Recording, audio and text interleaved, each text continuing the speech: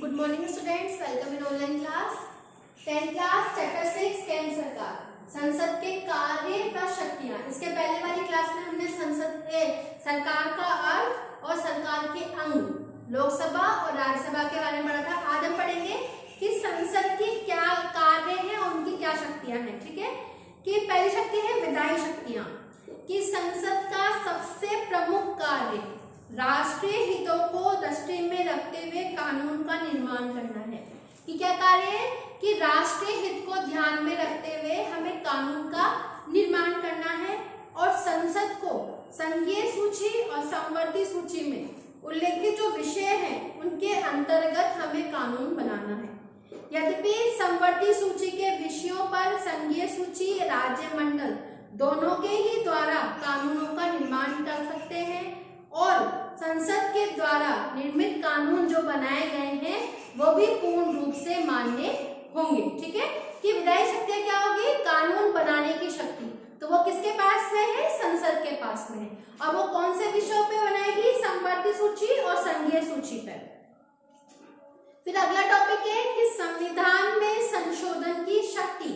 कि संविधान में संशोधन के संबंध में संसद को महत्वपूर्ण शक्ति प्राप्त है। संविधान के अनुसार संविधान में संशोधन प्रस्ताव संसद में ही प्रस्तावित किया जाएगा।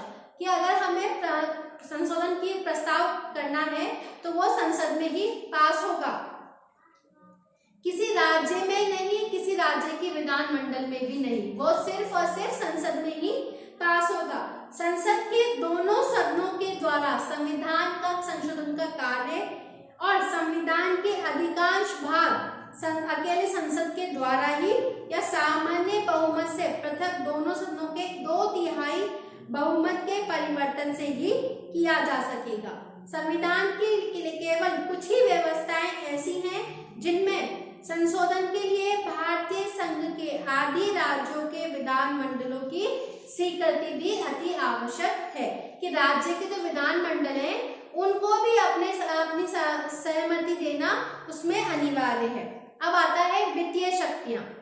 कि जनता के प्रतिनिधि होने के नाते भारतीय संसद को प्रस्तावित बजट जब तक संसद से स्वीकार नहीं करा लिया जाएगा उस समय तक आय व्यय से संबंधित कोई भी कार्य नहीं किया जाएगा।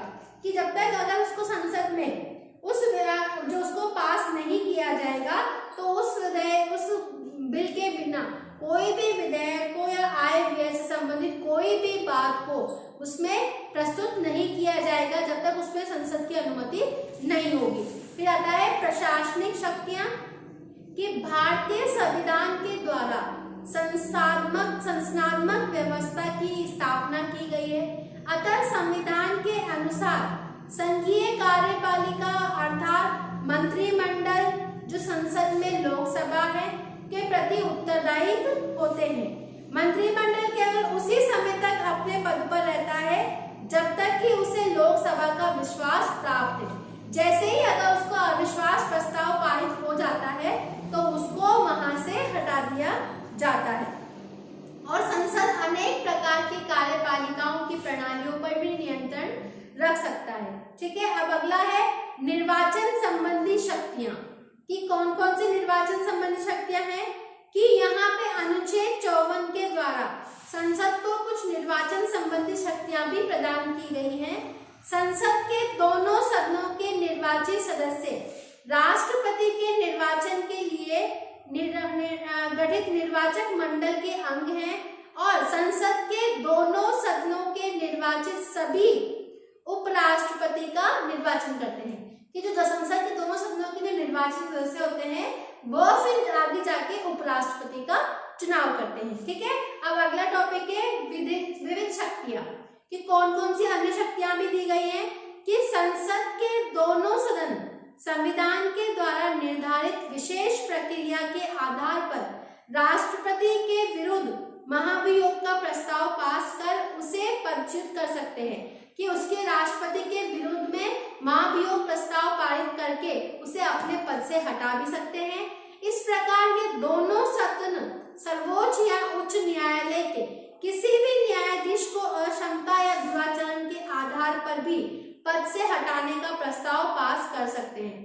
इस प्रकार का प्रस्ताव प्रत्येक सदस्य सदन में 2/3 बहुमत के द्वारा पारित होना चाहिए। अगर इनको हटाना है तो उसमें सदन के 2/3 बहुमत प्राप्त होना अनिवार्य है।